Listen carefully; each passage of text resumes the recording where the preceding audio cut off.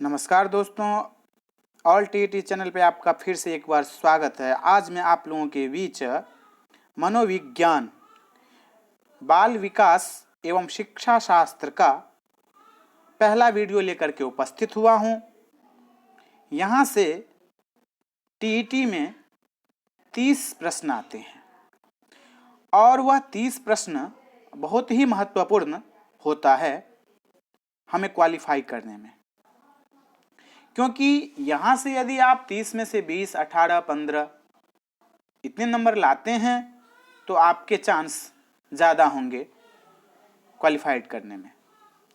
तो इसलिए मैंने सोचा कि आपको पहले बाल विकास एवं शिक्षा शास्त्र क्या है उसके बारे में बताऊं और फिर टॉपिक बाय टॉपिक जहां से प्रश्न आता है उसे मैं लेकर के आप लोगों के बीच में आऊं।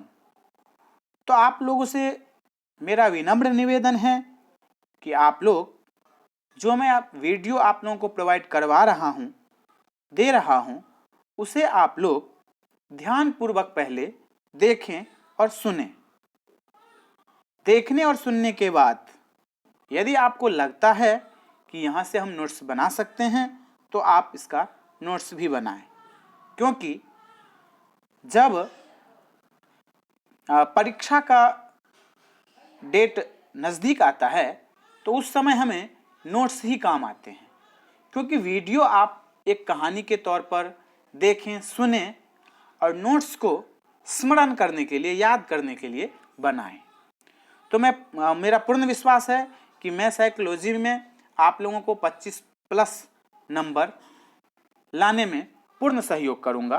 तो आप लोग वीडियो को ध्यानपूर्वक जरूर देखें और हमारे चैनल पे संस्कृत विषय के भी वीडियो हैं और सोशल साइंस, सामाजिक अध्ययन के भी वीडियो हैं चैप्टर बाय चैप्टर, जिसे मैं अभी आप लोगों के बीच में लेकर के आ रहा हूं, उसे भी आप देखें।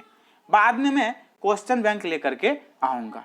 तो चलिए आगे बढ़ते हैं, देखते हैं बाल विकास एवं शिक्षा शास्त्र पेडोलॉजी के अंतर्गत जो प्रश्न आते हैं वो कहाँ से आते हैं और किस प्रकार के प्रश्न होते हैं वो मैं आपको बाद में बताऊंगा। पहले कहाँ से आते हैं पहले मैं आपको ये बता देता हूं। तो सबसे पहले यहां पर बाल विकास एवं शिक्षा शास्त्र के बारे में हम जानते हैं। विकास की अवधारणा एवं इसका अधिगम से क्या संबंध है इसके बारे में हम जानते हैं। सबसे पहले विकास की अवधारणा क्या है? देखिए, विकास जीवन पर्यंत चलने वाली एक निरंतर प्रक्रिया है। यदि इस तरह का प्रश्न आता है कि विकास जीवन पर्यंत चलने वाली एक प्रक्रिया है तो आप क्या कहेंगे, हाँ या ना? तो यहाँ विकास की प्रक्रिया में बालक का शारीरिक, क्रियात्मक, संज्ञानात्मक, भाषागत, संवेगात्मक एवं सामाजिक विकास होता है। ये तो आप लोगों को भी पता है। बालक में आयु के साथ होने वाले गुणात्मक एवं परिमाणात्मक परिवर्तन सामान्यतया देखे जाते हैं।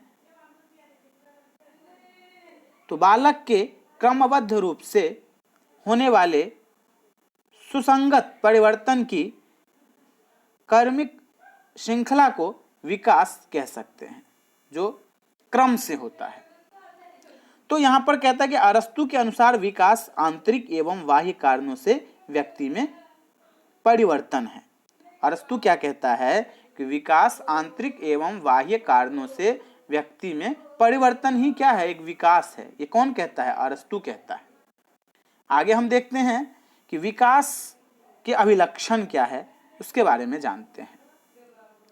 विकास एक जीवन पर्यंत चलने वाली प्रक्रिया है जो कि गर्भधारण से लेकर के मृत्यु पर्यंत होती रहती है। देखिए, विकास की जो प्रक्रिया है वो गर्भधारण से लेकर के मृत्यु पर्यंत चलती रहती है। विकासात्मक परिवर्तन प्रायः व्यवस्थित, प्रगतिशील और नियमित होते हैं, सामान्य से विशिष्ट और सरल से जटिल। सामान्य से विशिष्ट की ओर और सरल से जटिल की ओर। एकीकृत से क्रियात्मक स्तरों की ओर अग्रसर होने के दौरान प्रायः यह एक क्रम का अनुसरण करते हैं। विकास बहुयामी होता है। विकास क्या होता है?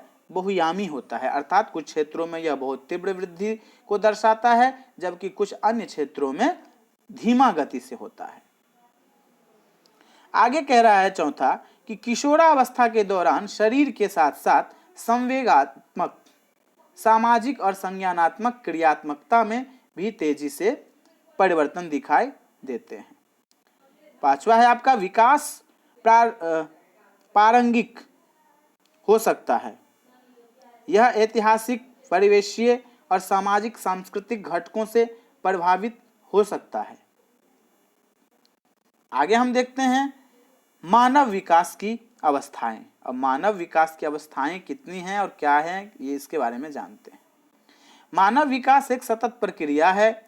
इस विकास में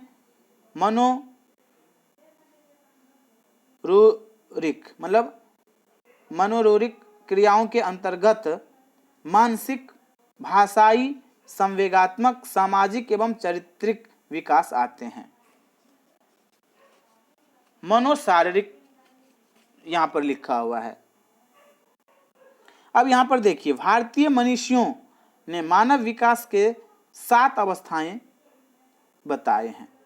भारत के जो मनीषियों ने मानव के जो हैं विकास के अवस्था कितने बताए हैं? 7।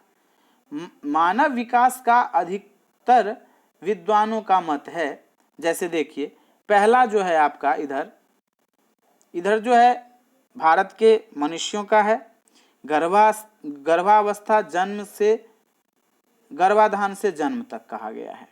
शैशवावस्था 5 साल तक कहा गया है, और बाल्यावस्था आपका 5 से 12 साल तक कहा गया है, और किशोरावस्था 12 से 18 तक कहा गया है।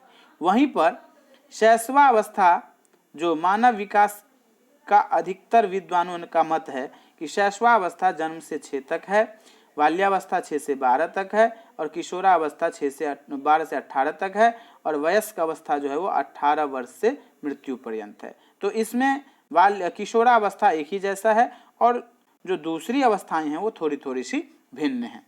इसे आप लोग जरूर याद कर लेना, यहाँ से प्रश्न आते ही हैं।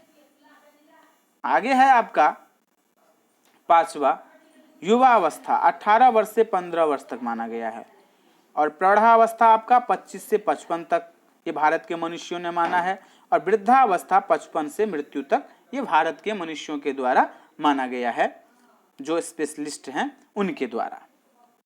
आगे हम बताते हैं आपको शैशवावस्था। अब शैशवावस्था के बारे से हम शुरुआत करते हैं कि शैशवावस्था क्या है। जन्म से 6 वर्ष तक की अवस्था को शैशवावस्था कहा जाता है। इसमें जन्म से 3 वर्ष तक बच्चों का शारीरिक एवं मानसिक विकास तेजी से होता है। जन्म से 3 वर्ष तक बच्चों का शारीरिक एवं मानसिक विकास तेजी से होता है। शैशवावस्था में अनुकरण एवं दोहराने की तीव्र प्रवृत्ति बच्चों में पाई जाती है। यह हमने शैशवावस्था को पढ़ा। अब हम बाल्यावस्था को देखते हैं। 6 वर्ष से 12 वर्ष तक की अवस्था को बाल्यावस्था कहा जाता है। बाल्यावस्था के प्रथम चरण 6 से 9 वर्ष में बालकों की लंबाई एवं भार दोनों बढ़ते हैं। इस काल में बच्चों में चिंतन एवं तर्क शक्तियों का विकास हो सकता है। इस काल के बाद से बच्चे पढ़ाई में रुचि लेने लगते हैं। कब से? 6 से 12। शैशवावस्था में बच्चे जहां बहुत तीव्र गति से सीखते हैं, वहीं बाल्यावस्था में सीखने की गति मंद हो जाती है, किंतु उनके सीखने का क्षेत्र शैशवावस्था की तुलना में विस्तृत हो जाता है। तो मनोवैज्ञानिकों की दृष्टि से इस अवस्था में बच्चों की शिक्षा के लिए विभिन्न विधियों का प्रयोग करना चाहिए। आगे हम अब किशोरावस्था के बारे में जान लेते हैं। 12 वर्ष से 18 वर्ष तक की अवस्था को किशोरावस्था कहा जाता है। इस अवस्था में लंबाई एवं भार दोनों में वृद्धि होती है, साथ ही मांसपेशियों में भी वृद्धि होती है। 12 से 14 वर्ष की आयु के बीच लड़कों की अपेक्षा लड़कियों की लंबाई एवं मांसपेशियों में तेजी से वृद्धि होती है। 14 से 18 वर्ष की आयु के बीच लड़कियों की अपेक्षा लड़कों की लंबाई एवं मांसपेशियां तेजी से बढ़ती हैं। इस काल में प्रजनन अंग विकसित होने लगते हैं एवं उनकी काम की मूल प्रवृत्ति जागृत होती हैं और इस अवस्था में किशोर किशोरियों की बुद्धि का पूर्ण विकास हो जाता है। कौन सी अवस्था में? तो किशोरावस्था में उनके ध्यान केंद्रित करने की क्षमता बढ़ जाती है, स्मरण शक्ति बढ़ जाती है एवं उनमें स्थायित्व आने लगती है। कौन सी अवस्था में? तो किशोरावस्था में। आगे आपका है विकास को प्रभावित करने वाले कारक। अब विकास को प्रभावित करने वाले कारक कौन कौन से हैं? यह जन्म से लेकर के मृत्यु तक चलता है, ये तो मैंने पहले ही आपको बताया। विकास पर माँ बाप, घर का वातावरण, आस पड़ोस, बाहर का वातावरण, सीखने, परिपक्वता तथा आनुवंशिकता कारकों का भी बहुत प्रभाव पड़ता है। ये सभी बातें बच्चे के विकास पर प्रत्यक्ष रूप से अपनी छाप छोड़ती हैं।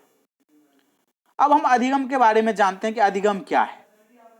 अधिगम का अर्थ है अपने अनुभव के अनुसार अपने भविष्य के व्यवहार में परिवर्तन लाना, अर्थात अपने आप को बदल लेना। अनुभव द्वारा व्यक्ति अपने वातावरण के अनुसार विशेष परिस्थितियों के लिए विशेष प्रकार की परिस्थिति का चुनाव कर लेता है। अधिगम एक प्रकार का मानसिक परिवर्तन है। इसे एक प्रकार की मानसिक अवस्था मतलब व्यवस्था भी कहा जाता है। इसे एक प्रकार की मानसिक अवस्था भी कहा जाता है।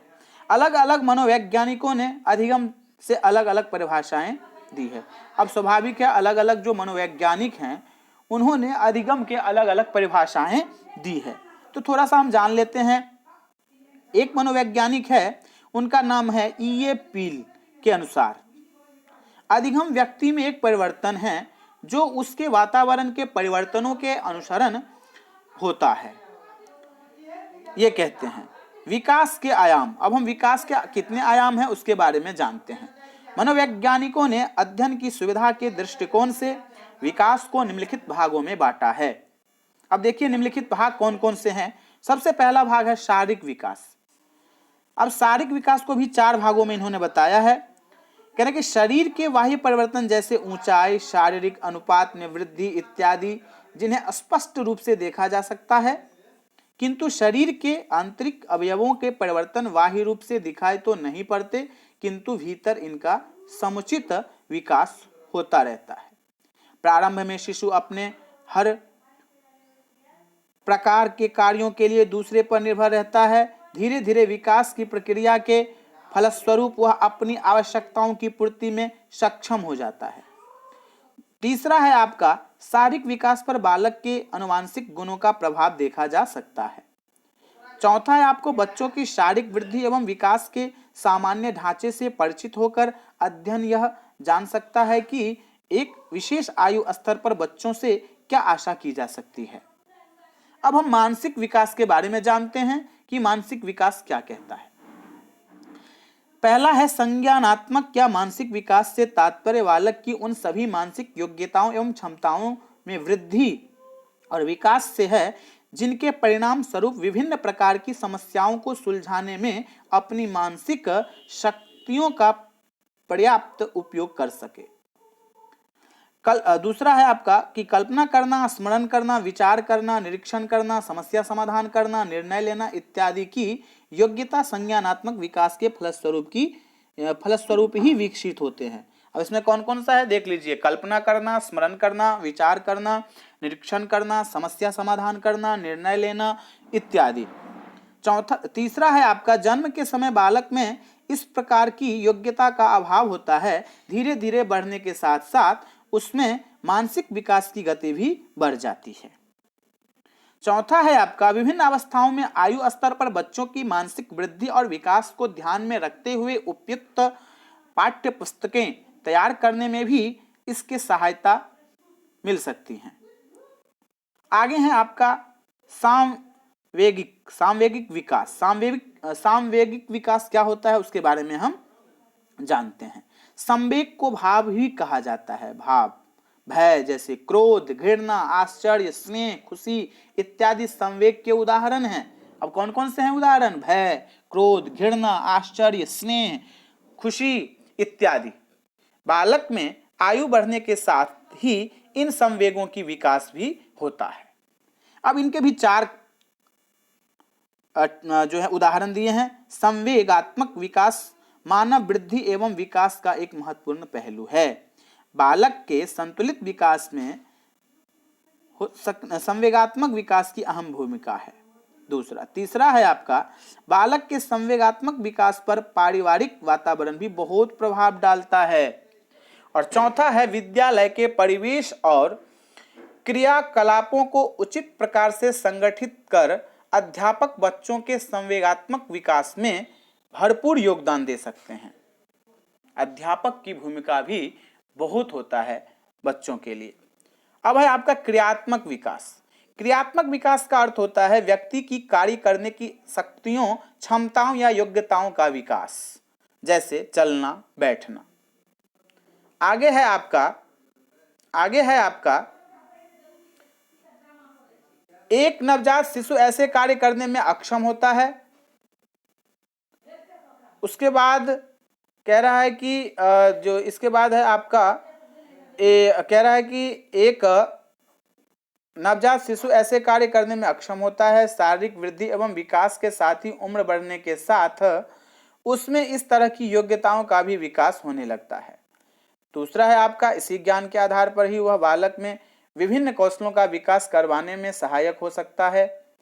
तीसरा है आपका, जिन बालकों में क्रियात्मक विकास सामान्य से कम होता है उसके समायोजन एवं विकास हेतु विशेष कार्य करने की आवश्यकता होती है।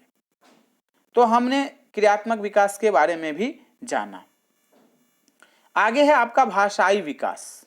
अब भाषाई विकास कैसे होता है? भाषा के विकास को एक प्रकार से संज्ञानात्मक भावात्मक विकास भी माना जाता है।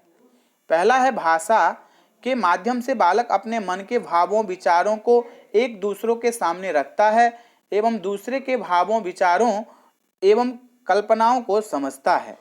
दूसरा है आपका, भाषाई ज्ञान के अंतर्गत बोलकर विचारों को प्रकट करना, संकेत के माध्यम से अपनी बात रखना तथा लिखकर अपनी बातों को रखना इत्यादि को सम्मिलित किया जाता है। तीसरा है आपका, भाषाई विकास का क्रम एक क्रमिक विकास होता है। इसके माध्यम से कौशल में वृद्धि होती है। आगे है आपका सामाजिक विकास। सामाजिक विकास बहुत ही महत्वपूर्ण होता है बालक के लिए। सामाजिक विकास का शाब्दिक अर्थ होता है समाज के अंतर्गत रहकर के विभिन्न पहलुओं को सीखना। समाज के अंतर्गत ही चरित्र निर्माण, अच्छा व्यवहार, सद्गुण तथा जीवन से संबंधित व्यावहारिक शिक्षा इत्यादि का विकास होता है। हमारे जीवन में या बालक के जीवन में सामाजिक विकास बहुत ही महत्वपूर्ण है। इसका पहला है आपका, बालकों के विकास की प्रथम पाठशाला परिवार को माना गया है, तत्पश्चात समाज को। सबसे पहला पाठशाला बालक का कौन सा होता है? तो परिवार। उसके बाद कौन सा होता है? तो समाज। तो दूसरा कहता है कि सामाजिक विकास के माध्यम से बालकों में सांस्कृतिक, धार्मिक तथा सामुदायिक विकास इत्यादि की भावनाएं उत्पन्न होती हैं। तीसरा है आपका, बालकों के मन में आत्मसम्मान, स्वाभिमान तथा विचारधारा का जन्म होता है। चौथा है आपका, बालक समाज के माध्यम से ही अपने आदर्श व्यक्तियों का चयन करता है तथा कुछ बनने की प्रेरणा उनसे लेता है। यह भी बहुत महत्वपूर्ण है। पांचवा है, एक शिक्षित समाज में ही व्यक्ति का उत्तम विकास संभव है। स्वाभाविक है, यदि आपका समाज शिक्षित है और बहुत ही तरह के गुण उनके अंदर में विद्यमान हैं तो वो बच्चों को अच्छा शिक्षा दे सकते हैं, अच्छा मार्गदर्शन कर सकते हैं। तो आज हमने यहाँ तक देखा कि विकास की अवस्थाएं कितनी होती हैं और कैसे विकास होता है, किस किस स्तर पर विकास होता है, हमने सारा जाना। तो ये जो विकास वाला जो आज मैंने टॉपिक लेकर के आप लोगों के बीच में आया है, इसका एक ही उद्देश्य है कि यहाँ से एक या दो प्रश्न तो आने ही हैं। तो इसे आप लोग बार बार देखेंगे और देखने के बाद समझने की कोशिश भी करेंगे और समझने के बाद इसमें जो नोट्स बन रहे हैं, जो महत्वपूर्ण इसमें जो प्रश्न बन रहे हैं उसे भी आप लोग नोट करेंगे। आगे मैं आप लोगों के बीच में वृद्धि, बहुत ही महत्वपूर्ण, इसी का दूसरा पहलू है वृद्धि, उसको लेकर के उपस्थित होऊंगा। तो आप लोग इसे बार बार देखें और समझने की कोशिश करें। तो आज के लिए इतना ही। धन्यवाद। चैनल को लाइक करें, सब्सक्राइब करें और शेयर करें। यहाँ से आप टीटी में 100+ नंबर जरूर लाएंगे, क्योंकि मैं यहाँ पर सारे वीडियो लेकर के आने वाला हूँ।